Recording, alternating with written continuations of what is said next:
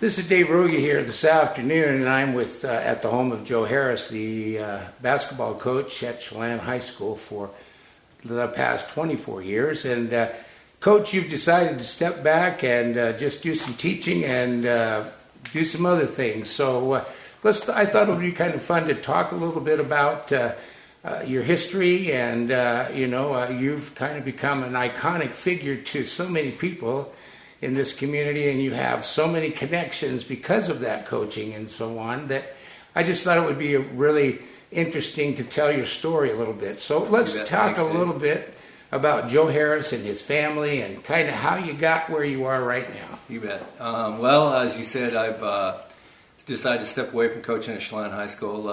Very tough decision. I love the place, the gym, the feeling of walking into a full gym, walking into practice when it's empty. Either one of them gets me going, and I'm going to continue to teach health and physical education at the high school and the middle school. I'm pretty passionate about that. I've devoted 30 years of my lifetime doing that, and as well as the coaching. But it's time to go a different direction with the coaching here at Chelan High School and give it up for somebody else. So moving out of the coaching arena and on to maybe something different. Who knows? Sure. Well, now, Joe, you're a homegrown kid here, so let's talk about the Harris family and a little bit of your history.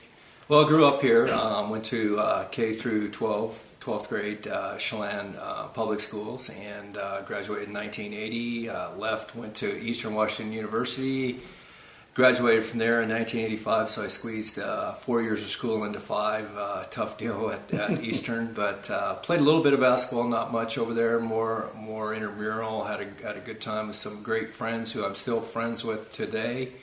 And then fell into a teaching job at Bridgeport High School in 1985-86, and then came to Chelan in 91-92 school year, and have been here ever since. So it's been a wonderful ride. I feel very blessed to be able to come back home and hopefully make a difference throughout all those years.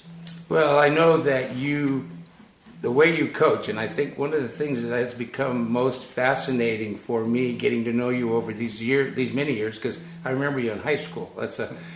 I don't know if that's a good thing or a bad thing, but anyway, saying that, the kids and watching you and how you interact with your players, and having had that experience because of my own son playing basketball for you, I know that you develop a relationship that's very special with each and every one of these boys. And I've sometimes joked with you and said, well, you got another fraternity member joining or something like that. Talk about that just a little bit and the importance of that.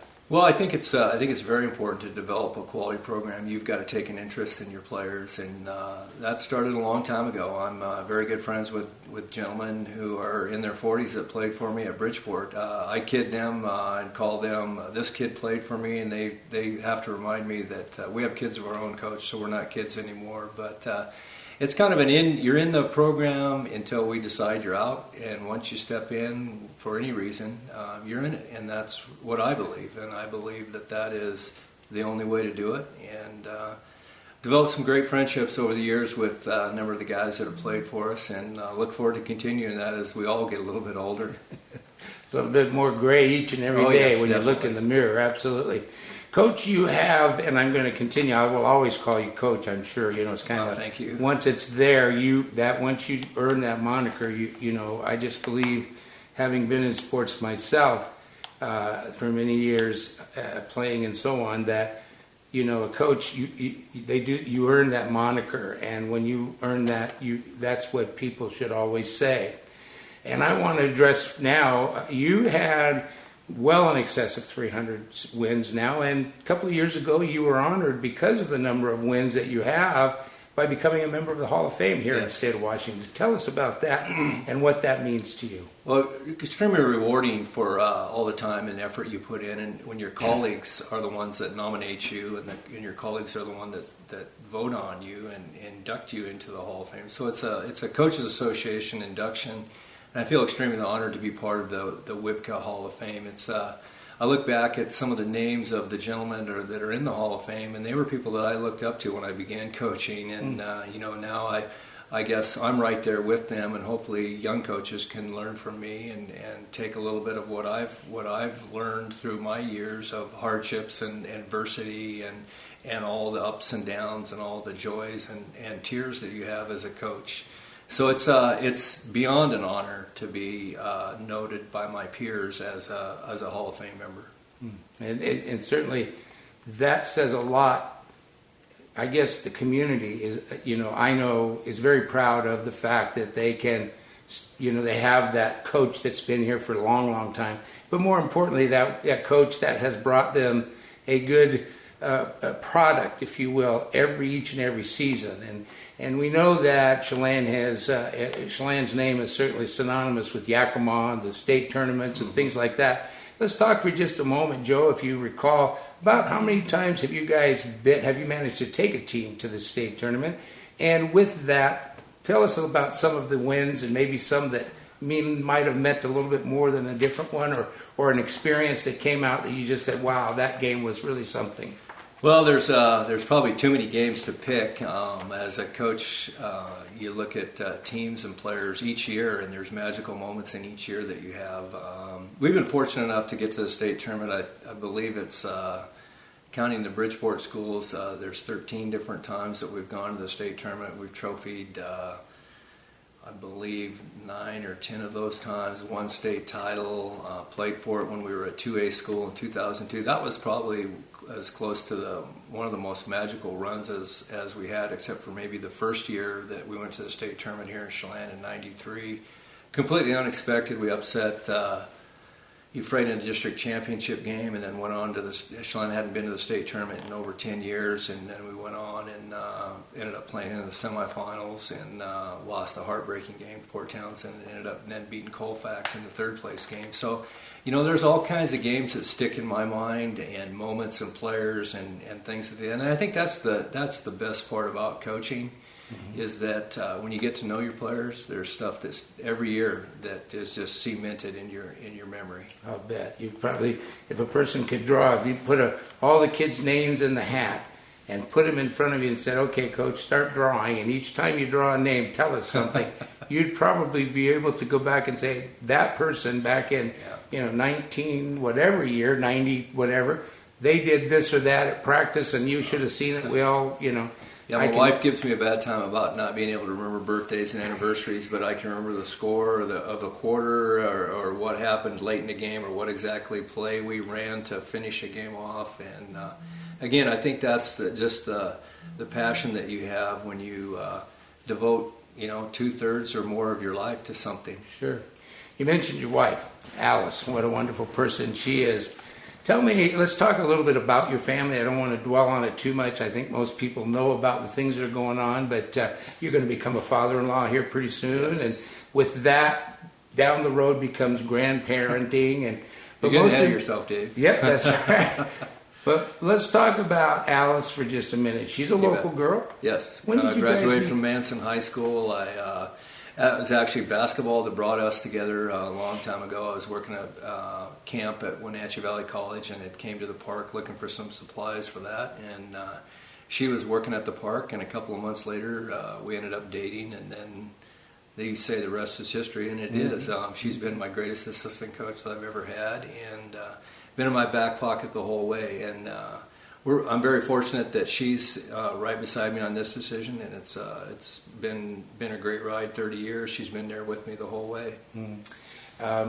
I know that during various times, of course, I've been involved with your basketball program off and on and doing different things over the years, and from broadcasting to doing my little video stuff.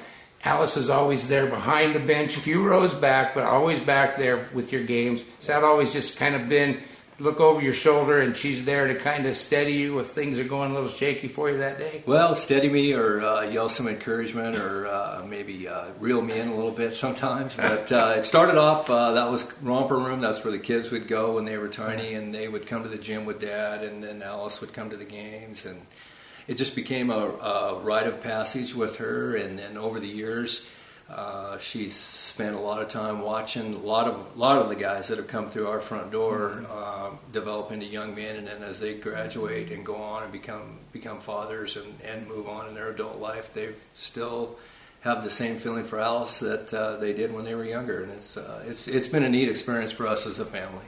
It's very easy to do. She's done many good things for us, and I know that on a personal level we've interacted. My wife interacts with her regularly, and she's very good about keeping us up to date on the Harris family. Right. So let's talk about the Harris family just briefly. Tell us a little bit. I know Katie's down in Texas, and I'm not sure where JC's at right now. I know Joey's back in New York. Tell us a little bit about what's going on. Okay. Well, 4 kids, and like I said, they've all grown up in the gym with Dad, and that's probably been my greatest pleasure is the work that I have. I could take them to work with me, and from bus rides to gym time to just hanging out and coming to see Dad after school. Katie is teaching kindergarten in Dallas, Texas, and I had the pleasure, probably one of my greatest coaching moments was last year when we won the district title. Kate cut down the nets with us as an assistant coach, which was a pretty big step for her and a pretty big step for us to take on a young woman to coach the C team, and she did an outstanding job. I would hope that she stays in that, but who knows in Texas how that's going. If she'll get into that. Joe is recovering nicely from his surgery on his foot. He's moving along and looking to hopefully get picked up by a team here professionally this spring. JC, our middle daughter, is living in Fresno right now. She's on the road for marriage July 2nd, so that'll be happening here at Shadow Mountain Events. Our cousin Jenny, or my niece, I guess their cousin, is gracious enough to host us out there. And then our youngest daughter, Mackenzie, is a freshman at Western Washington University. So they've all grown up. The 3 older kids are all college graduates, which we're very, very, very proud of. And they've all developed their own take on life away from Dad's kind of umbrella with his coaching and all that stuff that goes along with it. So, Coach, we've talked a little bit about your history. We've talked about the Hall of Fame. We've talked about your family. What kinds of things is Joe looking forward to now beyond the teaching, of course, because I just have such respect for you and the way you handle your classes and stuff. But besides continuing to teach, what kinds of things does Joe hope to be able to use some of this time doing? I'm not sure. I think sometimes people get locked into a way of life and then they just kind of hang on to that. It would have been easy for me to keep coaching until they wheeled me out of there, kind of a deal, and I just didn't want that. I wanted to be able to still enjoy some time with my family, and who knows what other opportunities open up. If there's coaching opportunities somewhere else, that may come up. If there's a teaching opportunity, I've got friends overseas. Certainly going to have a lot more time on my hands. People keep asking, well, what are you going to do? And I keep telling them, I know what I won't be doing.